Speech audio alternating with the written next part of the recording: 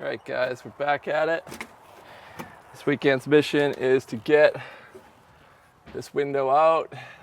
I'm gonna have to build a temporary wall on the inside to support these trusses while I take out this header and extend it, make it bigger, because I'm putting in a door right here, as well as a 4 by 7 foot window. So we gotta knock a few studs, cut it further that way, header across.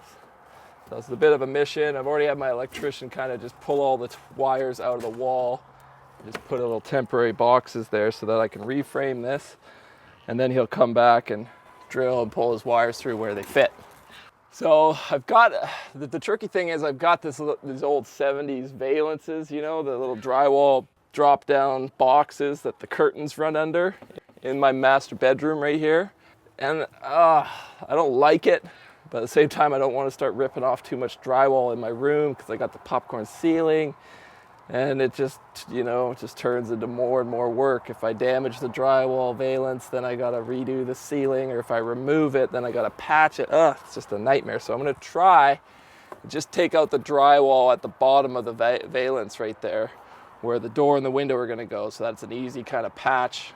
And a little tip for you guys, I really recommend using these glue lamp headers, because not only are they stronger and they come in the full thickness of your 3.5 inch wall, so you don't have any air gaps, is these 2x10s, when you put them in, they're green obviously, or they're supposedly kiln dried, but typically kiln dried wood is always going to shrink another 1/8 to 1/4 of an inch, unless you buy it in the heat of summer and you know it's bone dry.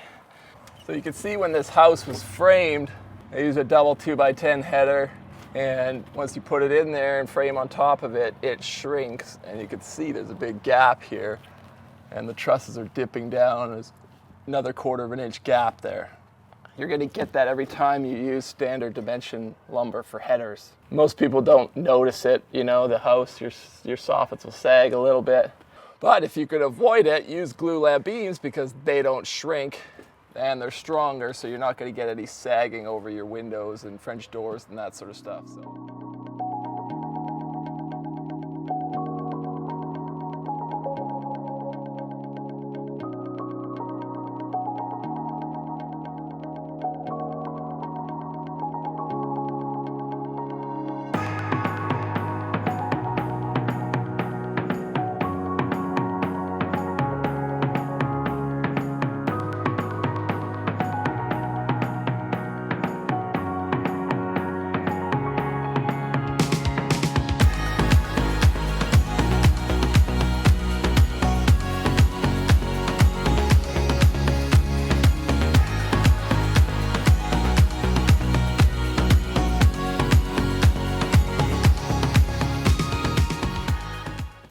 So that went well. My valance is still intact, got no cracks in the drywall, everything's going good. So we're golden, I don't have to mess around with this valance. The less drywall repair I have to do, the better, okay? So the first thing I gotta do is get the header up. So in order to do that, you gotta do it one piece at a time, because I'm just one guy working here. I won't be able to lift 2 plies of that 10 feet long, or I think it's a bit longer than 10 feet.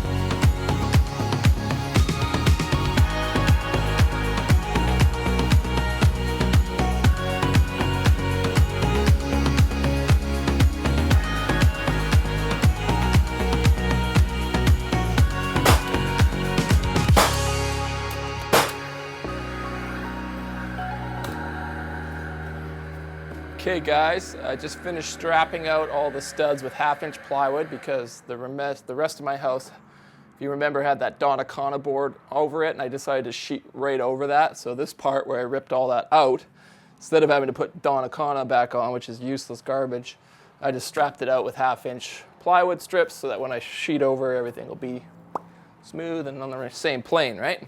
So the next step is I'm going to get my sheathing on here. I'll insulate this from the inside after the fact. And then I just got to Tyvek it, prep my window, put in the blueskin membrane, drop it in there, nail it in, bing, bam, boom. So I'm losing my light, but that's a good thing because it's way cooler now. I've been sweating my bag off all day. And I got to just keep rocking on, rolling on this because my house is exposed to the elements and this is my bedroom. So I'm going to push through, partly because I'm a samurai and partly because if I want to get into bed with my wife tonight, there better be some damn sheeting on the house, you know what I'm saying? She makes me walk the line.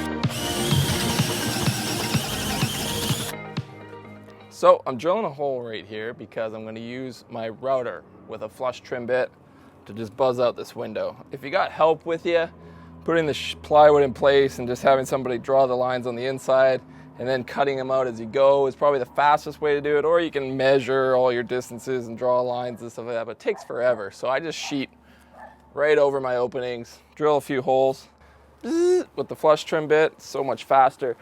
And the nice thing is you always get a perfectly flush, clean finish so you don't have any proud plywood bits that get in the way when you're trying to put your windows in, you're swearing, you're holding the window, Use a flush trim bit.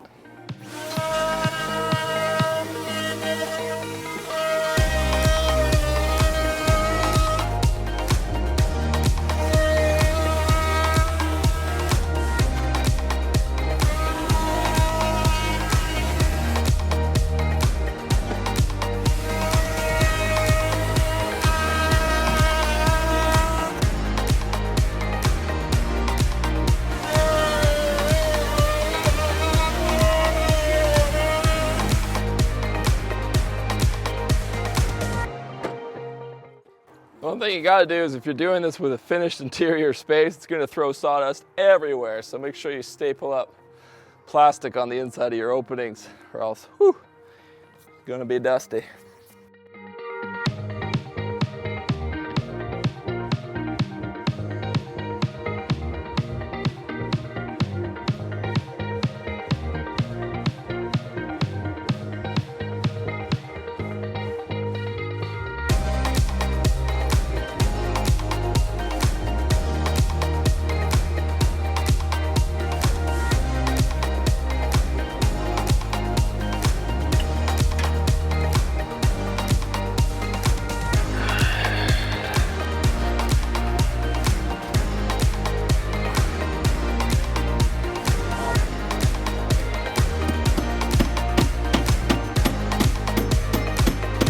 Head of the nail, just hold that flange in and go from the inside and just make sure it's all evenly spaced. All right guys, so there you have it. If you've been wondering how to knock out an exterior wall, put in new beams, frame in for a window, door, whatever, now you know how it's done. Got my blue skin, waterproof membrane sealing the whole flange to the building. This window is watertight. If you like this video, please give it a like and a share. And if you haven't subscribed already, please hit that subscribe button. For those of you who are wondering who won the t-shirt contest, well, we finally tallied up all the votes that you guys placed on the last video. And as I suspected, my favorite design happened to be the winner. So congratulations to Lara for winning. And thank you so much for the other top finalists, Slobodan, Dallin, and Jared. We really appreciate your guys' designs. We're going to get you guys some prizes sent out to you ASAP, and I can't wait to get my t-shirts. They're already ordered and in the mail, so I'm just waiting to get them. If you want to snag a t-shirt, you guys, click the link up in the corner or follow the link in the description box below. And, oh my goodness, it's hot. I could use a drink. What? LaCroix? Oh, come on. I was hoping for a beer. I guess that's God's way of telling me I'm fat. Anyway. Oh well, that'll work.